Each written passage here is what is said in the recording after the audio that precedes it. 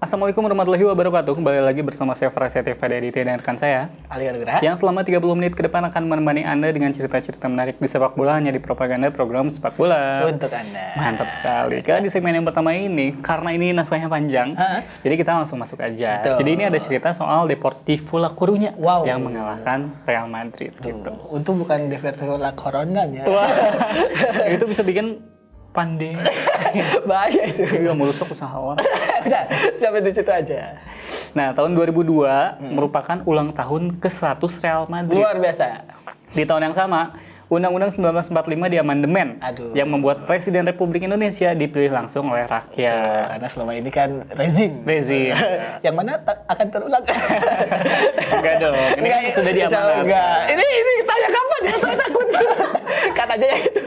Saya takut. Nah, di 2002, Florentino Perez itu baru terpilih 2 tahun sebelumnya. Ini pernah kita bahas juga ya. Dan dia tuh terpilih secara mengejutkan.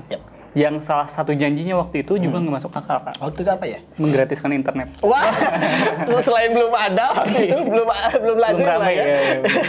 Karena menggratiskan internet itu sama kayak menggratiskan BBM. Wah. Sama-sama tidak ini ya, tidak merata lah ya nantinya. Yaitu janjinya itu mendatangkan Luis Figo. Tuh, rivalnya. Ya, meski dia akhirnya berhasil menunaikan janjinya itu untuk mendatangkan Luis Figo. Nah, Perez itu sebenarnya waktu itu tidak malu. Karena ya sebenarnya pekerjaan yang malu itu cuma kuli. Kok Malu. rendah? Oh iya, malu. Harusnya malu itu kuli. Iya, kuli itu malu ya. Iya. Nah, waktu itu ia ingin agar ulang tahun ke-100 Real Madrid itu dibuat meriah dan juga besar-besaran. Ya, bukan dekade lagi itu. Iya, satu centenario. abad. Oh, benar. Nah, ia pasti ingin agar tepat di hari ulang tahun Madrid itu bertepatan dengan Madrid menjuarai trofi Copa del Rey. Kebetulan ada ajangnya juga nih. Nah, tentu Copa del Rey jadi sebenarnya jadi trofi kaleng-kaleng. Iya, bukan trofi utama ya. Betul, karena harusnya klub untuk sekelas Real Madrid itu harusnya trofinya ya sekelas champion Liga lah. Champion. Tapi kan ada klub yang belum juara Liga Champion. Wah, yang nomor 4 itu ya. Nah, tapi nggak apa-apa karena waktu itu Copa del Rey yang paling mungkin dirayakan tepat di ulang tahun Real Madrid. Jadi ya yang paling dekat itu ya udahlah itu aja. Copa del Rey aja dulu ya. Agar acara sesuai rencana, Perez sampai melobi Federasi Sepak Bola Spanyol. Waduh. Dia ingin agar laga final dimainkan tepat pada 6 Maret 2002 atau saat hari ulang tahun Anggi Marito. Segampang itu ku mencari penggantimu. Tak segampang itu. Siapa ini Angga Marito? Saya nggak tahu. punya TikTok, Aduh, ini takut diserang loh. Saya nggak pernah tahu loh. Itu yang tak segampang itu, Kak. Ini. Cakep lah pokoknya. Nanti saya follow lah.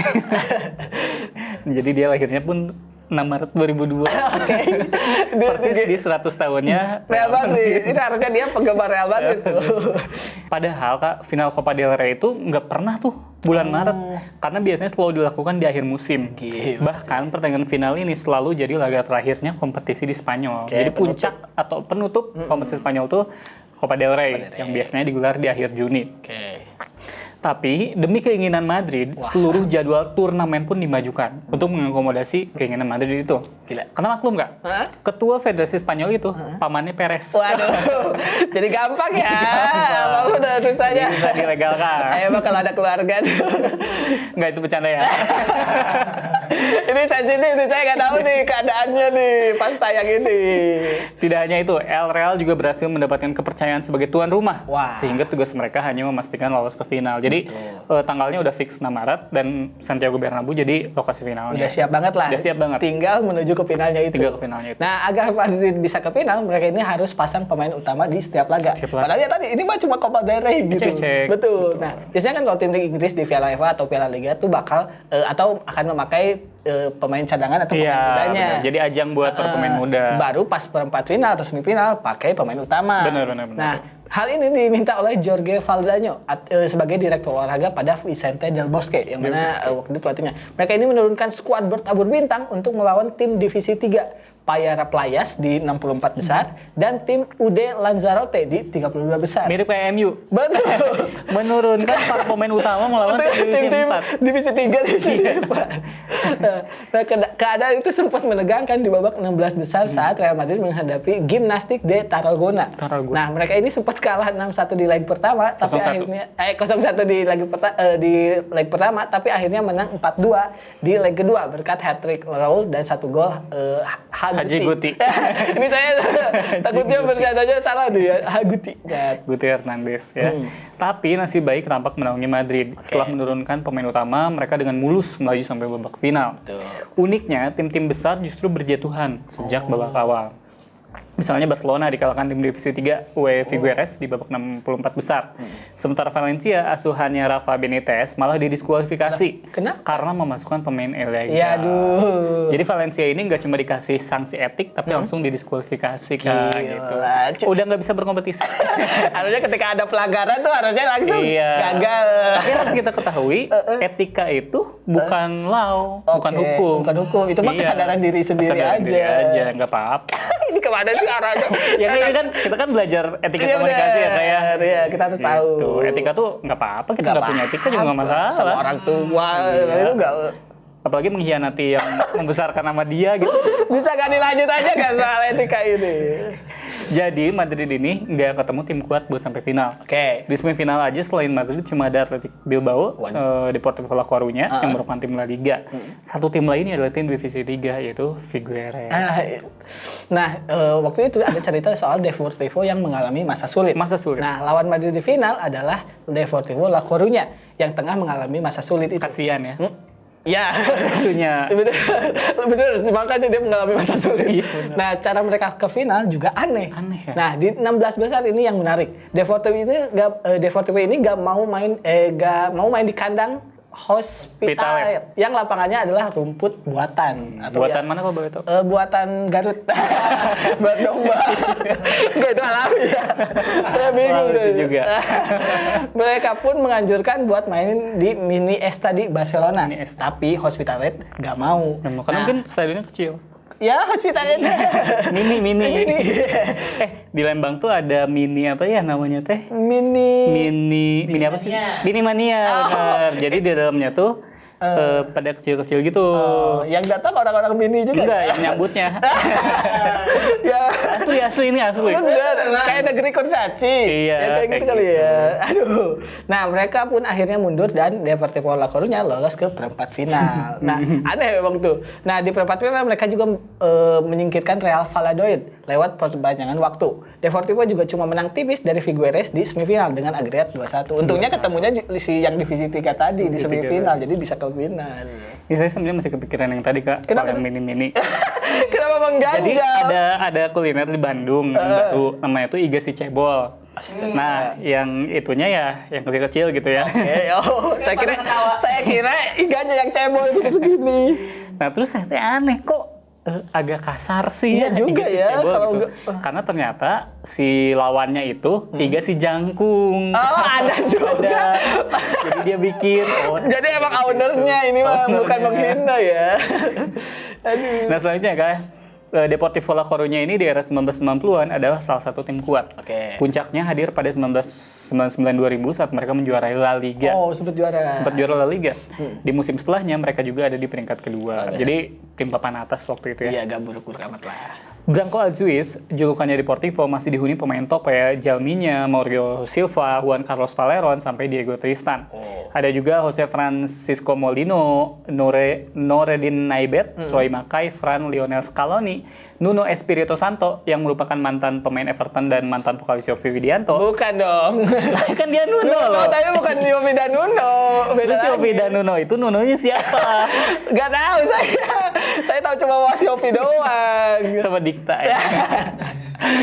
Nah, terus ada Emerson, Juan Capdevila, sampai Walter Pandiani. Betul. Dan akhirnya Deportivo pun berangkat ke Santiago Bernabeu. Mereka ini memulai laga dengan tempo tinggi, tanpa berhenti menyerang ke gawang Madrid. Nah, tiap Madrid menguasai bola, mereka selalu melakukan tackle untuk merebut bola itu. Nah, skuad asuhan Javier Irureta itu mencetak gol saat laga baru 5 menit lewat tendangan Sergio. Jadi emang tempo tinggi dari awal nih. Benar ya, Madrid pun kaget. dan tak bisa berbuat apa-apa dengan dominasi Deportivo itu kan. Madrid kembali kebobolan lewat Diego Tristan yang bertahan hingga babak pertama berakhir. Babak kedua berjalan berbeda. Deportivo mulai kehilangan kendali usai masuknya Santiago Solari di kubu Madrid. Berselang 13 menit kemudian, Raul Gonzalez mampu memperkecil ketertinggalan timnya dengan golnya yang berawal dari asis Fernando Morientes. Namun setelah itu tak ada lagi gol tercipta dan Deportivo mengklaim kemenangan 1-2. Nah, itu pun menjadi sebuah pesta yang gagal bagi Madrid. Karena ketika peluit akhir berbunyi, Lionel Scaloni ini mengambil bola dan menendangnya tinggi-tinggi ke tribun. Ini tendangan yang biasa dilakukan oleh Cucu Hidayat. Cucu Hidayat, iya benar. Atau yang Sergio Ramos yang penalti, yang ke luar angkasa. Ke bulan. Bener. Tapi ya kayak sampai sekarang saya masih bingung. Kenapa? Cucu Hidayat itu cucunya siapa? Ini bukan nama Cucu, itu normal di Sunda. Cucu Cahyati. Cucu siapa juga saya nggak tahu, tapi ya udah namanya Cucu aja. Nah, kemenangan itu emang menimbulkan dampak besar di media, tidak hanya di Spanyol tetapi juga di seluruh dunia. Presiden Deportivo waktu itu Anies Baswedan. Bukan dong. Bukan. Itu presiden. Ini juga kapan ditayangnya, saya takut. Nah, Presiden Deportivo waktu itu Augusto Cesar namanya. Augusto Cesar Lendoiro namanya, menyebut ini adalah piala yang penting karena Deportivo berhasil merebut piala 100 tahunnya Madrid. Jadi bergengsi banget gitu. Bergengsi banget, bukan cuma Copa del Rey-nya, tapi momennya itu ya. Sementara itu Madrid juga bangkit dan trofi Liga Champions jadi obatnya di akhir musim. Tendangan volley ikonik Zidane jadi momen peringatan 100 tahun klub saat itu. Namun dunia sepak bola tidak akan pernah lupa dengan pesta ulang tahun terbesar sepanjang masa yang direbut oleh Deportivo. Cuma direbut Deportivo loh. Itulah gelar Copa del Rey kedua bagi mereka dalam 2 kesempatan masuk partai final setelah 94 dan 95. Jadi 2 kali ke final, 2 kali juara. 2 dekade kemudian kenangan ini pun disebut dengan Centenariazo. Nah, judul ini diambil dari nama perayaan 100 tahun Real Madrid. Centenario digabung dengan istilah Maracanazo yang sebelumnya telah digunakan untuk menjuluki kegagalan timnas Brazil meraih Piala Dunia 1950 di kandang sendiri. Iya benar, karena Maracanazo tuh yang dia main di Maracana dan Brazilnya gagal gitu. Sedih banget sih emang. Aduh, jadi gitu ya kayak ternyata pesta pernikahan. Pesta. Ini bahas apa nih? Tiba-tiba pesta rakyat. Di dekat rumah saya banyak yang lagi nikah. Emang tanggal-tanggal bagus nih. Jadi ada pesta ulang tahun ke 100 tahun yang sakral. Betul. Udah minta paman yang ngemajuin. Udah disiapin segala macamnya. Tinggal menang. Apa susahnya? Tinggal menang. Apa coba udah survei udah 50%. Versi siapa dulu? Kalau waktu itu kan ada judi bola gitu ya, udah pasti 100% Madrid itu. Madrid, iya benar. Jadi jangan lupa ya kita dukung Ganjar Prabowo. Ganjar Prabowo.